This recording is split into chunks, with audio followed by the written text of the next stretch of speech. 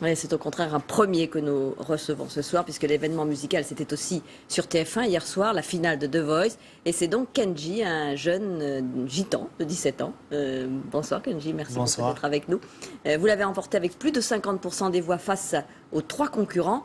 Et puis vous êtes venu avec Mika, que vous avez côtoyé tout au long des sélections. Merci beaucoup d'être avec nous. On est très heureux de vous recevoir à nouveau. Vous étiez venu nous voir dès le début de l'émission. Alors on va parler ensemble, mais d'abord on va regarder quelques instants de cette émission riche en émotions avec Jean Chubillot et Pauline Juvigny.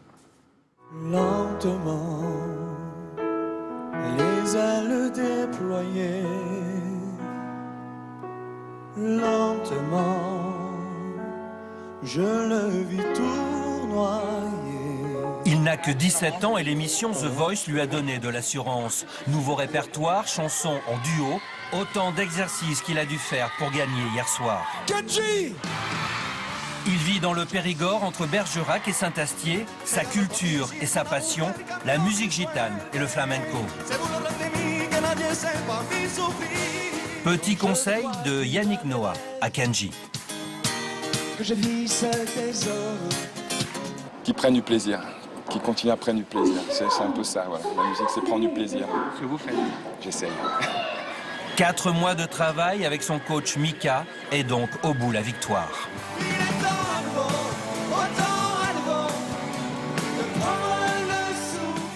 Dehors, ses premiers fans expliquent pourquoi il a gagné. Sa beauté, il chante bien, il a toutes les qualités. Il méritait de gagner? Oui, vraiment.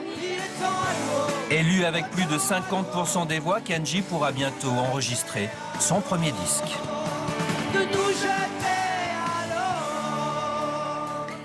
Alors Kenji, est-ce que vous avez pris du plaisir, comme le disait tout à l'heure Yannick Noah au cours de cette émission? Oh oui, bien sûr, j'ai pris beaucoup de plaisir. Je crois que c'est pour ça en même temps que j'ai bien réussi mes prestations, parce que voilà, j'ai pris la chaleur du public en même temps. Et j'ai vu aussi que mon coach s'amusait vraiment sur sa chaise. Oui, ça toujours. Ah, oui. Donc voilà. Ouais, c'est vrai, mais il nous a donné du plaisir aussi parce qu'il a pris des risques. Alors, les performances n'étaient pas toujours parfaites. Il y avait des moments où il a même oublié des paroles, mais il s'impliquait tellement que ça nous chauffait le cœur. Et je pense que ça aussi, cette imperfection, ça fait aussi partie, ça fait partie du jeu. Sinon, Bien sûr, c'est ce qui en fait aussi le charme et l'attirance. prendre des risques. Kenji, vous avez chanté depuis tout petit, au fond, hein, dès 7-8 ans, vous chantiez avec votre père qui vous accompagnait à la guitare. Est-ce que vous diriez que la musique et que la chanson vous a toujours accompagné? Au fond, vous deviez chanter. Ben oui, moi depuis tout petit j'ai toujours chanté, mais après on n'a jamais eu moi personnellement, j'ai jamais eu la pensée d'un jour moi pouvoir faire de la musique. Et c'est pour ça que là je découvre tout et c'est ce petit côté que j'adore, que chaque chose que je fais en ce moment c'est de la découverte pour moi, quoi. Qu'est-ce que vous aimez, Mika? Qu'est-ce que vous avez aimé, au fond, en Kenji, quand la première fois vous l'avez entendu, déjà sans le voir, et puis après? Qu'est-ce qui caractérise sa voix, son style Bon, oui, c'est la manière qu'il chante avec la gorge ouverte. Et il envoie les notes sans même réfléchir. Alors c'était très naturel. C'était comme le cri d'un bébé, presque. Il envoie des notes, il réfléchit pas trop. Et donc c'était quelque chose pour moi qui était très instinctif, très naturel. Et ça m'a donné du plaisir. C'est drôle d'entendre Yannick Noah en train de dire ça, parce que c'est exactement ça. C'était différent. Et quand on est dans les auditions à l'aveugle, on entend beaucoup de gens, des centaines. Et pour moi, c'était rafraîchissant d'entendre une voix comme Kenji. Et c'est l'univers gitan qui vous a plu aussi? Oui, ça, bien moi, sûr. c'est quelque chose que j'adore. Ça fait des années, c'est depuis que je suis petit. Je pense que j'ai grandi avec une mère. J'ai ma mère qui adore cette culture, qui adore la musique gitane. Et donc, oui, immédiatement, j'ai ressenti. Et moi, j'ai rencontré toute la famille de Kenji hier soir. Évidemment, elle a accompagné. Kenji, qu'est-ce que vous avez appris, vous, pendant ces 4 mois et surtout au contact de Mika? Ben, j'ai appris beaucoup de choses que je ne savais pas m'en servir, comme par exemple l'assurance que j'avais pas. Et moi, avant de participer dans cette émission, pour moi, je ne me considérais pas comme un chanteur, on va dire, mais parce que je ne le savais pas.